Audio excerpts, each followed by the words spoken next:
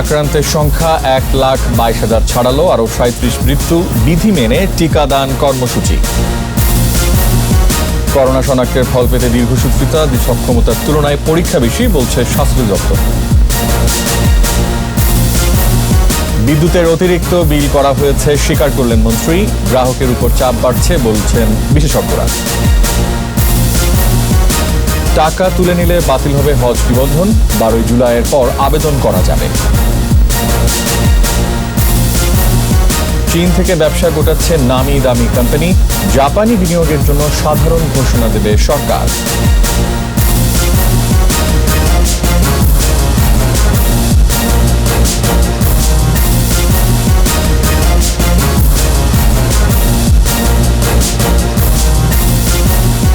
শুনছিলেন first security ইসলামী bank limited সংবাদ শিরোনাম। আমন্ত্রণ জানাচ্ছি সন্ধ্যা 7টার 21 সংবাদে। আপনাদের সাথে আছে আমি রিয়াজ হাফিজ। দর্শক, 21 টেলিভিশনের সংবাদ একই সাথে সরাসরি দেখতে পাবেন আমাদের ফেসবুক পেজ www.facebook.com/2124 অনলাইনে। সংবাদে আরও থাকছে, করোনা সংকটে ভালো নেই পত্রিকার হকাররা, বিক্রি কমেছে 60%।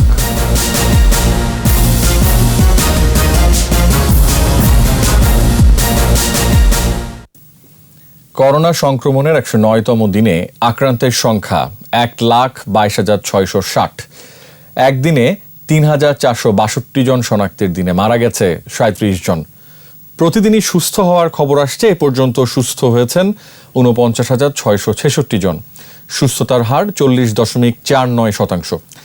এদিকে মহামারীর মধ্যে নিয়ম মেনে শিশুদের টিকাদান কর্মসূচি অব্যাহত রাখার নির্দেশনা দিয়েছে স্বাস্থ্য অধিদপ্তর। আকবর হোসেন সুমনের রিপোর্টে বিস্তারিত। সংক্রমণের শুরু থেকে এ পর্যন্ত 6.5 লাখের বেশি করোনা পরীক্ষা হয়েছে। নিয়মিত বুলেটিনে জানানো হয়, ব্রাহ্মণবাড়িয়া জেলায় নতুন আরেকটি ল্যাব সংযোজিত হওয়ায় ল্যাবের সংখ্যা এখন 66। একদিনে নমুনা সংগ্রহ হয়েছে 17,245টি। এর মধ্যে 66,433টি নমুনা পরীক্ষায় শনাক্ত হয়েছে 3,462 জন। মৃত 37 জনের 28 জনই পুরুষ। সবচেয়ে বেশি মৃত্যু ঢাকা বিভাগে 10 জন। এরপরেই চট্টগ্রামে 9 জন, খুলনায় 7 জন, রাজশাহী 6 জন এবং বাকিরা অন্য বিভাগের। 24 ঘন্টায় যা নমুনা পরীক্ষা হয়েছে তাতে শনাক্ত হয়েছে 3,462 জন। শনাক্তের হার 21.07%। 24 ঘন্টায় মৃত্যুবরণ করেছেন 37 জন এবং শনাক্ত বিবেচনায় মৃত্যুর হার 1.29%। এ পর্যন্ত মৃত্যুবরণ করেছেন 1,582 জন। নিজেকে সুরক্ষিত রাখতে স্বাস্থ্যবিধি মানার পাশাপাশি শরীর চর্চার পরামর্শ দিয়েছে স্বাস্থ্য অধিদপ্তর। নিয়মিতভাবে হালকা ব্যায়াম করবেন। যারা ধূমপান করছেন তারা এই মুহূর্ত থেকে ধূমপান ছেড়ে দিবেন, কারণ ধূমপান স্বাস্থ্য ঝুঁকি বাড়ায় এবং বিশেষ করে করোনা ভাইরাস ঝুঁকির জন্য ধূমপান একটি অনুষঙ্গ। এবং যারা অসংক্রামক ব্যাধিতে ভুগছেন তারা তাদের চিকিৎসা চালিয়ে যাবেন এবং বেশি সতর্ক থাকবেন, কারণ তাদের জন্য ঝুঁকি বেশি। বুলেটিন থেকে 1 থেকে 5 বছরের শিশুদের টিকাদান কার্যক্রম চালু রাখার নির্দেশনা দেওয়া হয়। আপনার শিশুকে নির্দিষ্ট সময়ে টিকা দেওয়ার জন্য নিকটস্থ টিকাদান কেন্দ্রে নিয়ে আসুন। আকবর হোসেন সুমন, 21 টেলিভিশন, ঢাকা। করোনা পরীক্ষার জন্য নমুনা দিয়েও ফল পাচ্ছেন না অনেকেই। গত 31 মে বাবা ও বোন সহ করোনা পরীক্ষার জন্য নমুনা দিলেও এখন পর্যন্ত ফল না পাওয়ার অভিযোগ সংবাদকর্মী আলামিন দেওয়ানের। কয়েক জায়গায় যোগাযোগ করলেও সমাধান মেলেনি। স্বাস্থ্য অধিদপ্তর বলছে, সক্ষমতার তুলনায় পরীক্ষা বেশি হওয়ায় জট তৈরি হচ্ছে। তবে 24 ঘন্টার মধ্যে ফলাফল পৌঁছে দেওয়া গেলে সংক্রমণ ঝুঁকি কমবে বলে জানাচ্ছেন বিশেষজ্ঞরা। আরও জানাচ্ছেন স্মৃতি মণ্ডল। সর্দি, কাশি, জ্বর, গলা ব্যথার মতো লক্ষণ নিয়ে করোনা পরীক্ষার জন্য দীর্ঘ লাইনে অপেক্ষা। সারা দেশে প্রতিটি ল্যাবের চিত্রই এরকম। সংবাদকর্মী আলামিন দেওয়ান, করোনা উপসর্গ দেখা দেয়ায় 31 মে বাবা বোন সহ নমুনা দিয়েছিলেন টঙ্গীর শহীদ আহসানুল্লাহ মাস্টার সরকারি হাসপাতালে ব্র্যাকের বুথে। 3 সপ্তাহের বেশি সময় পার হলেও মেলেনি করোনা পরীক্ষার ফল। 31 মে আমরা 3 জনেই আমরা করোনার স্যাম্পল দিই। এরপর একদিন, 2 দিন, 3 দিন এভাবে দিন যায়, আর পরীক্ষার রেজাল্ট আসে না। এর মাঝখানে আমার বাবা খারাপ অবস্থায় ছিলেন, ওনার শ্বাসকষ্ট বেড়েছে, অন্যান্য সিমটম বেড়েছে। দুশ্চিন্তা আর অসহায়ত্ব নিয়ে কেটেছে আলামিনের প্রতিটি দিন। স্বাস্থ্য অধিদপ্তর, ব্র্যাক কেউ এর দায় নিতে চায়নি। কিন্তু সেই 3টা রিপোর্টের কোনো দায় দায়িত্ব কেউ বলতে পারলো না, কোনো কিছু না। আমি সব রকম যোগাযোগ করার চেষ্টা করেছি, সব রকম। 5 জন অসুস্থ হয়েছিল। বর্তমানে দেশের 60টিরও বেশি ল্যাবে পরীক্ষা চলছে। স্বাস্থ্য অধিদপ্তর বলছে, ল্যাবের সক্ষমতার তুলনায় নমুনা সংগ্রহ বেশি হওয়ায় ফলাফল দেওয়ার ক্ষেত্রে জট তৈরি হচ্ছে। অনেকগুলো নমুনা পরীক্ষা করতে হচ্ছে এবং ঢাকার বাইরে থেকে নমুনাগুলো আসছে, সেক্ষেত্রে কিছুটা বিলম্ব হয়ে যায়। তা আমরা চেষ্টা করছি যতদূর সম্ভব সবার রেজাল্টটা 1-2 দিনের মধ্যে দেওয়ার জন্য। বিশেষজ্ঞরা বলছেন, পরীক্ষার পর নির্দিষ্ট সময়ের মধ্যে ভাইরাস শনাক্তের বিষয়টি নিশ্চিত না হলে রোগীর ঝুঁকি বাড়বে এবং অন্যরাও সংক্রমিত হতে পারে। কোভিড টেস্টের যে কোয়ালিটি সেটা মেনটেন করা, 24 ঘন্টার মধ্যেই যেন একজন ব্যক্তি তার সংক্রমণের পজিটিভ না নেগেটিভ যদি জানতে পারে সেটা ভালো হবে। এদিকে জনবল সংকট সহ নানা সমস্যায় ঢাকার বাইরে নমুনা সংগ্রহের চিত্র আরও ভয়াবহ। সংক্রমণের দ্বিতীয় অবস্থানে চট্টগ্রামেও বেহাল দশা। অনেক বেসরকারি ল্যাবরেটরিতে পিসিআর মেশিন রয়েছে, যত দ্রুত সম্ভব তাদের অনুমোদন প্রদান করে নমুনা পরীক্ষার কাজে লাগানো যায়, তাহলেও নমুনার জট কিছুটা কমে আসবে বলে আমি মনে করি। স্মৃতি মণ্ডল, 21 টেলিভিশন, ঢাকা। করোনা সংকটের সময় কিছু জায়গায় অতিরিক্ত বিদ্যুতের বিল করা হয়েছে বলে স্বীকার করলেন বিদ্যুৎ, জ্বালানি ও খনিজ সম্পদ প্রতিমন্ত্রী নসরুল হামিদ বিপু। বিদ্যুৎ খাতের বাজেট নিয়ে সিপিডির আলোচনায় প্রতিমন্ত্রী বলেন, মিটার দেখে এর সমাধান করা হবে। তবে বিশেষজ্ঞরা বলছেন, বাড়তি উৎপাদন ক্ষমতা এবং ব্যয়বহুল ভাড়া ভিত্তিক বিদ্যুৎ কেন্দ্রের কারণে গ্রাহকের ওপর চাপ বাড়ছে। মেহেদী হাসানের রিপোর্ট। বড় বিদ্যুৎ ঘাটতি নিয়ে 2008 সালে ক্ষমতা গ্রহণ করে বর্তমান আওয়ামী লীগ সরকার। সে সময় স্বল্প, মধ্য ও দীর্ঘমেয়াদী পরিকল্পনার ফলে এখন বিদ্যুৎ উৎপাদন ক্ষমতা প্রায় 20,000 মেগাওয়াট, কিন্তু বর্তমানে বিদ্যুতের সর্বোচ্চ চাহিদা 12,000 মেগাওয়াট। সিপিডি বলছে, বিদ্যুৎ ব্যবহার না করেও কিছু বেসরকারি বিদ্যুৎ কেন্দ্রকে এখন বছরে প্রায় 9,000 কোটি টাকা ক্যাপাসিটি পেমেন্ট দিতে হচ্ছে, যা সরকারের দেয়া মোট ভর্তুকির সমান। চাপ কমাতে এরই মধ্যে বিদ্যুতের দাম বাড়ানোর প্রস্তাব করা হয়েছে। এ অবস্থায় চাহিদা ও যোগানে সমন্বয় আনার পরামর্শ সিপিডির। 25% পরেও আমরা দেখতে পাচ্ছি আরো প্রায় 40% অতিরিক্ত ক্যাপাসিটিও কিন্তু এই সময়কালে হয়েছে। কুইক রেন্টাল যে প্রকল্পগুলো রয়েছে, এগুলো যদি ধীরে ধীরে ফেজ আউট হয়, তাহলে প্রায় 2,000 মেগাওয়াটের মতো বিদ্যুৎ সাশ্রয় হতে পারে। GDP growth itself may not have been as robust as the public figures actually indicate. দাম বাড়িয়ে লোকসান কমানোর নীতি এবং এখাতের কিছু আইন নিয়ে নতুন করে ভাবারও পরামর্শ আসে আলোচনা থেকে। বিআরসির যে নতুন আইনটা একাধিকবারে আনকোয়ালিফাইড পাওয়ার বিআরসি কে দেওয়া হচ্ছে, I don't think that protects the consumer's right. The SPD Power Procurement Act capacity addition help করেছে, এটাও কিন্তু এটা আমাদের ইনএফিশিয়েন্সিরও একটা কারণ। অতিরিক্ত উৎপাদন সক্ষমতা নিয়ে ভিন্নমত বিদ্যুৎ ও জ্বালানি প্রতিমন্ত্রীর। 10% ডিরেটেড ক্যাপাসিটি ধরে রাখতে হবে। সেটা যদি বাদ দেন, তাহলে আপনি 2,000 বাদ দেন 19,000 থেকে, তাহলে আপনার 17,000 মেগাওয়াট। 17,000-এর মধ্যে 1,500 মেগাওয়াট পুরোনো পাওয়ার প্ল্যান্ট যেগুলো রিটায়ার করতেছে একের পর এক, প্রতি বছরই দেখবেন রিটায়ার করতে, সেটা যদি বাদ দেই, তাহলে আমার হাতে অ্যাকচুয়ালি আছে হলো 16,000 মেগাওয়াট। আমরা এই কোভিড সিচুয়েশনে দেখলাম 12,000 উঠে গেছে পাওয়া। আপনার যদি কোভিড সিচুয়েশন যদি না থাকতো, তাহলে কিন্তু আমি কিন্তু ট্রাবলে থাকতাম। করোনা সংকটের সময় অতিরিক্ত বিদ্যুৎ বিলের কথা স্বীকার করে তা সমাধানের আশ্বাস দেন তিনি। তাদের কোনো সমস্যা নাই, চিন্তা নাই, তারা যদি স্ব এলাকার তাদের যে বিদ্যুতের অফিস আছে সেখানে গেলেই ঠিক করে দেওয়া হচ্ছে। মেহেদী হাসান, 21 টেলিভিশন, ঢাকা। এবছর হজে যেতে না পারা, ইচ্ছে করলে টাকা তুলে নিতে চাইলে কেউ তা নেওয়া যাবে, তবে নিবন্ধন বাতিল হয়ে যাবে বলে সিদ্ধান্ত নিয়েছে ধর্ম মন্ত্রণালয়। ধর্মসচিব নুরুল ইসলাম জানিয়েছেন, নিবন্ধন বাতিল হলে প্রাক নিবন্ধনও বাতিল হয়ে যাবে। আগামী বছর তাদের হজে যেতে হলে আবার নতুন করে নিবন্ধন করতে হবে বলেও জানান তিনি। কেউ টাকা তুলতে চাইলে 12 জুলাইয়ের পর আবেদন করতে পারবেন। জসিম জুয়েলের রিপোর্ট। এবারের হজে বাইরে থেকে কোনো দেশের নাগরিক অংশ নিতে পারবে না বলে এরই মধ্যে সৌদি সরকার তাদের সিদ্ধান্ত জানিয়ে দিয়েছে। তাহলে যারা 2020 সালে নিবন্ধন করেছেন তাদের কি হবে, সে বিষয়ে আলোচনা চলছিল। এ বিষয়ে ধর্ম সচিবের সভাপতিত্বে সভায় বেশ কিছু সিদ্ধান্ত নেয় মন্ত্রণালয়। এর মধ্যে 2020 সালের নিবন্ধন পরের বছরের প্রাক নিবন্ধন ও নিবন্ধন হিসাবে বিবেচিত হবে, তবে নিবন্ধিতরা টাকা তুলে নিলে তাদের নিবন্ধন বাতিল হবে। নিবন্ধন বাতিলকারী হজযাত্রীদের প্রাক নিবন্ধন ও নিবন্ধনের টাকা কোনো প্রকার কর্তন ব্যতীত ফেরত প্রদান করা হবে। টাকা ফেরত নিতে পারবেন তবে তাদের নিবন্ধন এবং প্রাক নিবন্ধন বাতিল হবে। হাব সভাপতি জানান, বেসরকারি হজ ব্যবস্থাপনায় হজ যাত্রীরা টাকা তুলতে চাইলে হজ এজেন্সির মাধ্যমে অনলাইনে আবেদন করতে পারবেন। 21 সালের হজে যদি হজের ব্যয়ভার কমে বা বাড়ে, এই ক্ষেত্রে বর্তমানে যারা নিবন্ধিত হয়েছেন ওনাদের ব্যয় আগামী বছরের ব্যয়ের সাথে সমন্বয় করা হবে। তবে যারা টাকা তুলবেন তারা যাতে হয়রানির শিকার না হয় সে ব্যাপারে নির্দেশনা দেওয়া হয়েছে সভা থেকে। জসিম জুয়েল, 21 টেলিভিশন, ঢাকা। আমাদের বিশেষ আয়োজন আসুন বাংলাদেশে।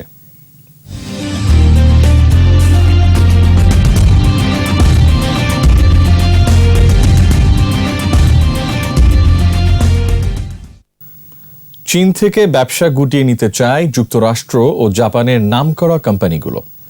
করোনা দুর্যোগে নিরাপত্তা ও কৌশলগত কারণে সনি, টয়োটা, শার্প ও সিকোর মতো জাপানি প্রতিষ্ঠান এখন চীন থেকে ব্যবসা গোটাতে ব্যস্ত।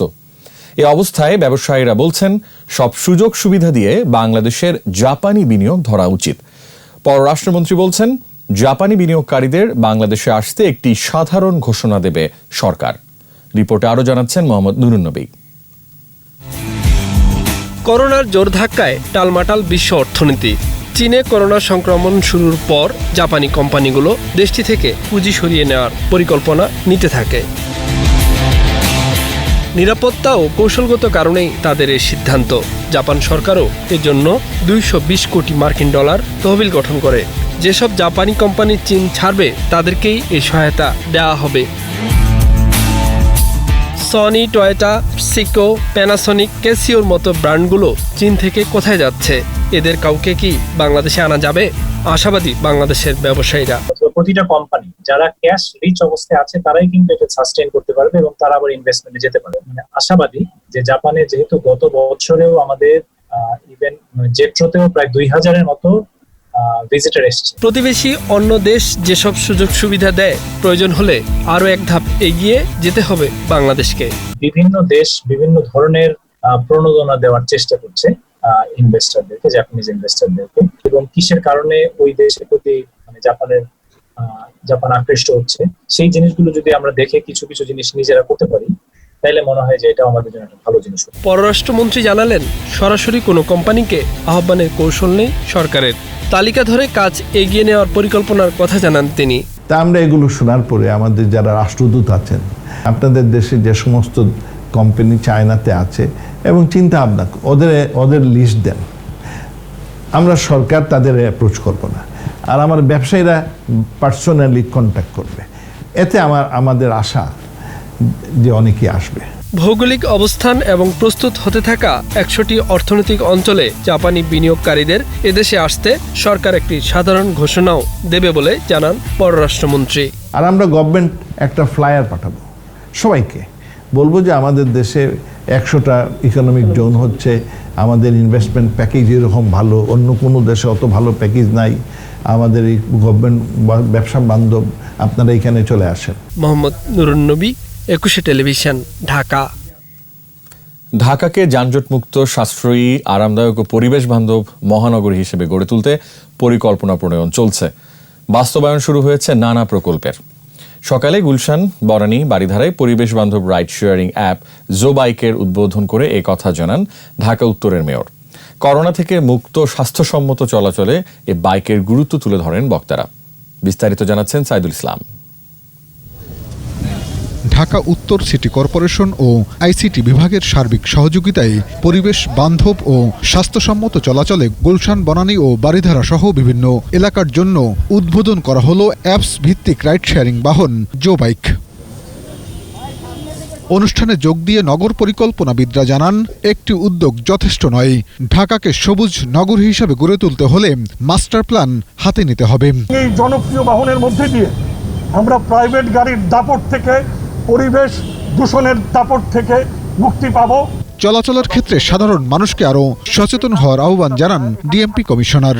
সব শ্রেণীর মানুষের জন্য এখানে যেরকম যাতায়াতের ব্যবস্থা রাখতে হবে, আয় উপার্জনের ব্যবস্থা রাখতে হবে, তেমন স্বাচ্ছন্দ্যের ব্যবস্থা রাখতে হবে। আইসিটি প্রতিমন্ত্রী বলেন, ধীরে ধীরে ঢাকা সহ সারা দেশে এমন সেবা চালু করা হবে। সারা বাংলাদেশে এরকম যত ইনোভেটিভ আইডিয়াগুলো আছে, প্রযুক্তি নির্ভর সমাধানগুলো আছে, সেগুলো আমরা দেশের 17 কোটি মানুষকে উপহার দিতে চাই।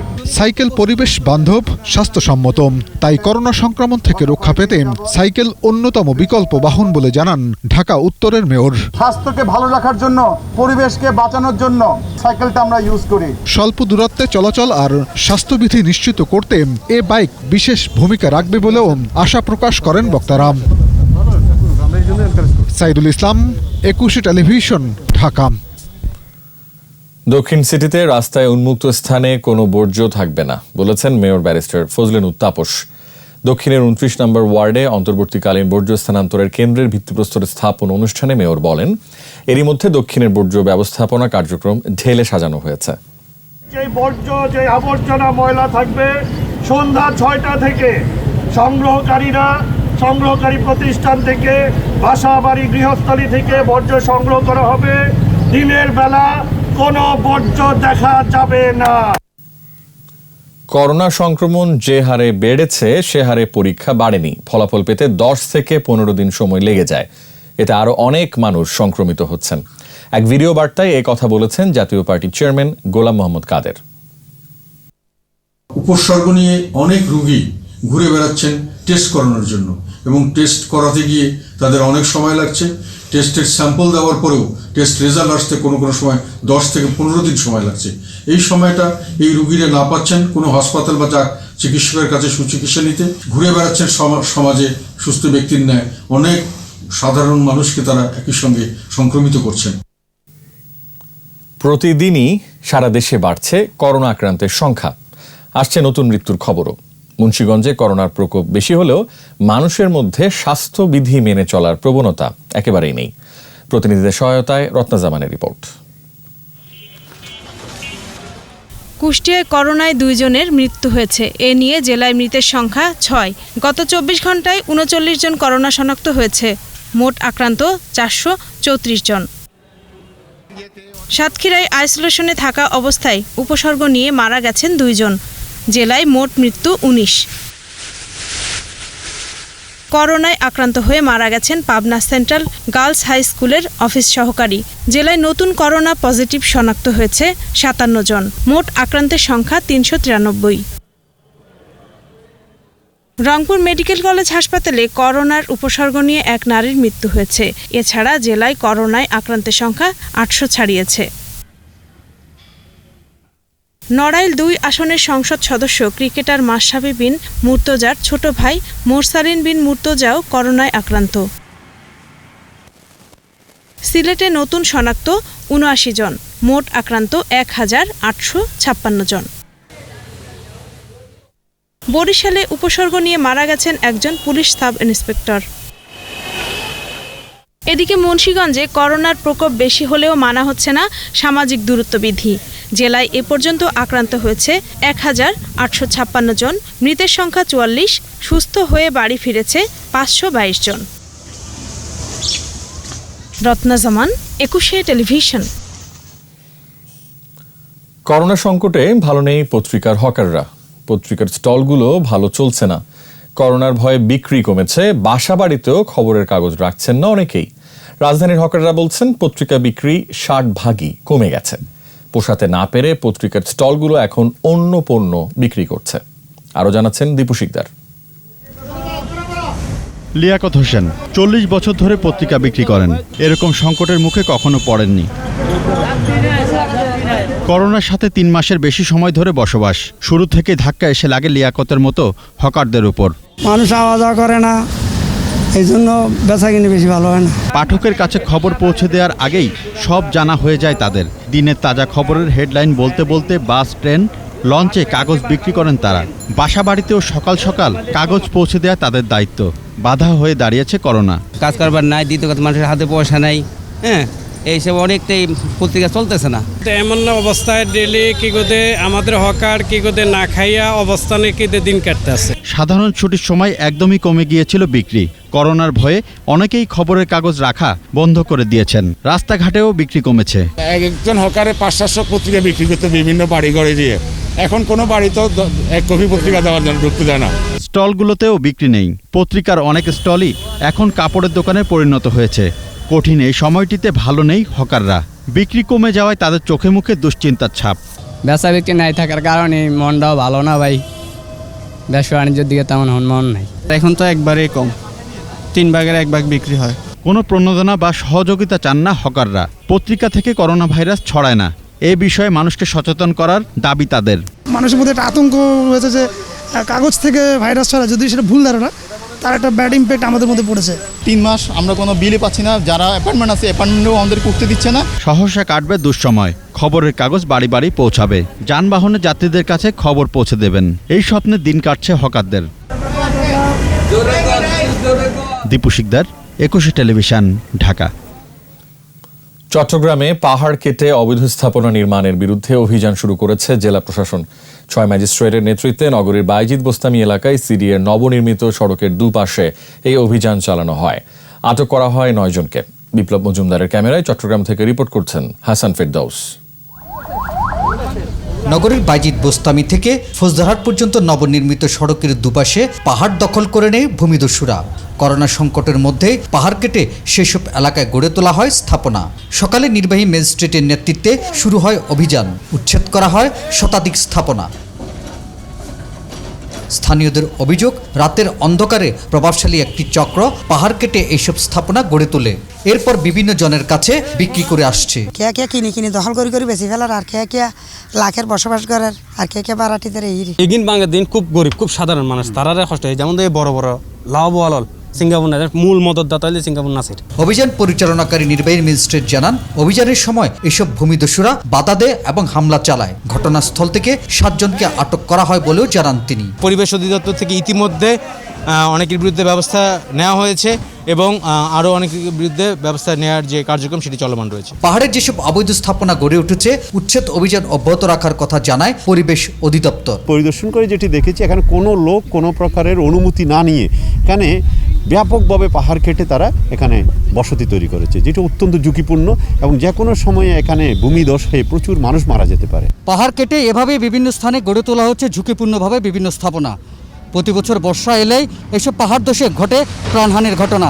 প্রাণহানি এড়াতে জেলা প্রশাসনের পক্ষ থেকে এই উচ্ছেদ অভিযান। হাসান ফেরদৌস, 21 টেলিভিশন, চট্টগ্রাম। $35 বিলিয়ন অতিক্রম করেছে কেন্দ্রীয় ব্যাংকের বৈদেশিক মুদ্রার রিজার্ভ। করোনা সংকটে রপ্তানি আয় কমার পরও রেমিটেন্স প্রবাহ বাড়ায় এই রেকর্ড, জানিয়েছে দেশের ব্যাংকিং খাতের এই নিয়ন্ত্রক সংস্থা। গত মে মাসে $150 কোটি 30 লাখ রেমিটেন্স পাঠিয়েছেন প্রবাসীরা, যা এপ্রিলের চেয়ে $41 কোটি 66 লাখ বেশি। এছাড়া জুনের 24 দিনেও রেকর্ড পরিমাণ রেমিটেন্স এসেছে। এর আগে গত 3রা জুন বৈদেশিক মুদ্রার রিজার্ভ সর্বোচ্চ রেকর্ড $34 বিলিয়ন উচ্চতায় ওঠে।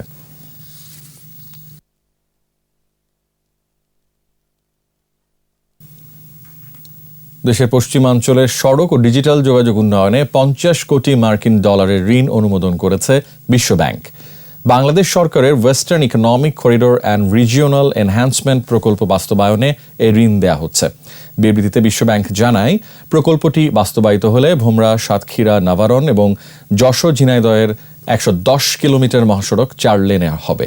আর এতে দেশের পশ্চিমাঞ্চলে 4টি জেলা সংযুক্ত হয়ে যশোর ঝিনাইদহে 260 কিলোমিটারের একটি অর্থনৈতিক করিডোর তৈরি করবে। এছাড়া পশ্চিমাঞ্চলের সহজ ও মানসম্পন্ন ইন্টারনেট সেবা পৌঁছাতে মহাসড়কের পাশে ফাইবার অপটিক্স কেবল স্থাপন করা হবে। এর মাধ্যমে পশ্চিমাঞ্চলের কৃষিপণ্যের সহজ বাজারজাত ও স্থলবন্দরগুলোর কার্যক্রম গতিশীল হওয়ায় 2 কোটি মানুষ উপকৃত হবে বলে মনে করছে বিশ্বব্যাংক।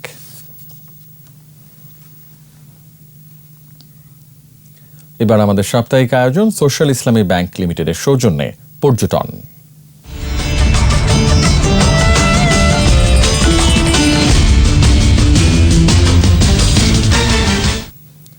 করোনা মহামারীর বিরূপ প্রভাবে বান্দরবানের পর্যটন স্পটগুলো স্তব্ধ। সজীব হয়েছে প্রকৃতি, বেড়েছে পাখি ও প্রাণীদের আনাগোনা। তবে বিপাকে পর্যটন শিল্প নির্ভরশীল মানুষ। বান্দরবান প্রতিনিধি মোহাম্মদ নজরুল ইসলাম টিটুর রিপোর্ট, জানাচ্ছেন আফসানা নীলা। নিবিড় সবুজ প্রকৃতি, পাখির শব্দ ছাড়া আর কোনো কোলাহল নেই। করোনা পরিস্থিতিতে এমন স্তব্ধতা মেঘলা, নীলাচল, নীলগিরি, চিম্বুক সহ বান্দরবানের পর্যটন কেন্দ্রগুলোতে। তবে বনবনানীতে প্রাণের উচ্ছ্বাস। আর পাখি আর প্রাণীদের নির্ভয় আনাগোনা।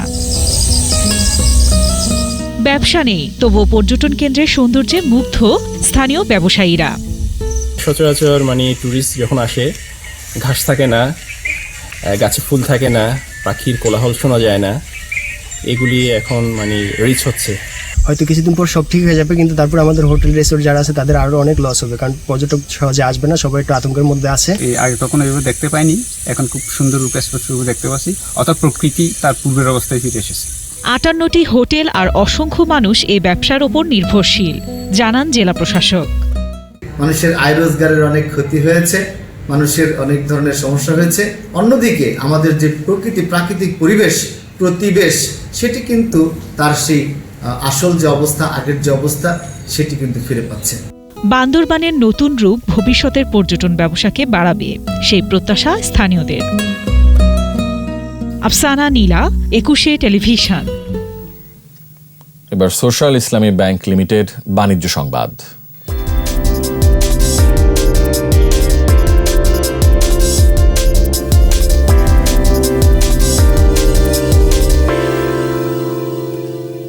ওয়ালটনের ফ্রিজ কিনে মিলিয়নিয়ার বনে যাওয়া ওয়াজেদ আলীর কাছে 10 লাখ টাকার চেক তুলে দেওয়া হয়েছে।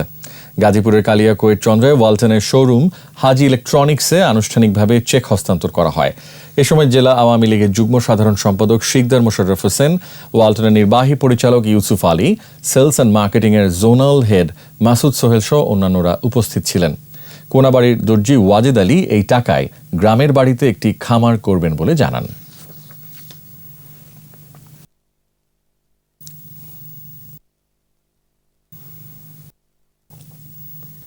শেষ করছি সন্ধ্যা 7টার 21 সংবাদ। তবে যাবার আগে ফার্স্ট সিকিউরিটি ইসলামী ব্যাংক লিমিটেড সংবাদ শিরোনামগুলো আরও একবার। আক্রান্তের সংখ্যা 1,22,000 ছাড়ালো, আরও 37 মৃত্যু, বিধি মেনে টিকাদান কর্মসূচি।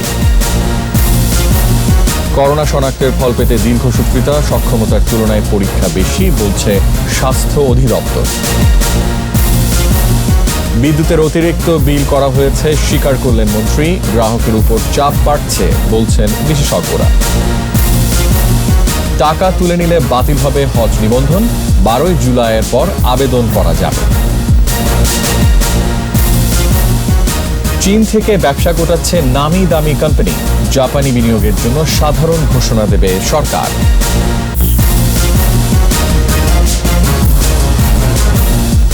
সর্বশেষ খবর জানতে ডায়াল করুন 2021 নম্বরে আর ভিজিট করুন 21.tv.com ওয়েবসাইটে।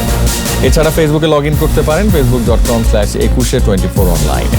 আমাদের পরবর্তী সংবাদ রাত 9টায় দেখার আমন্ত্রণ রইল। দর্শক, স্বাস্থ্যবিধি মেনে চলুন, সুস্থ থাকুন। 21 সংবাদ দেখুন, সঙ্গেই থাকুন।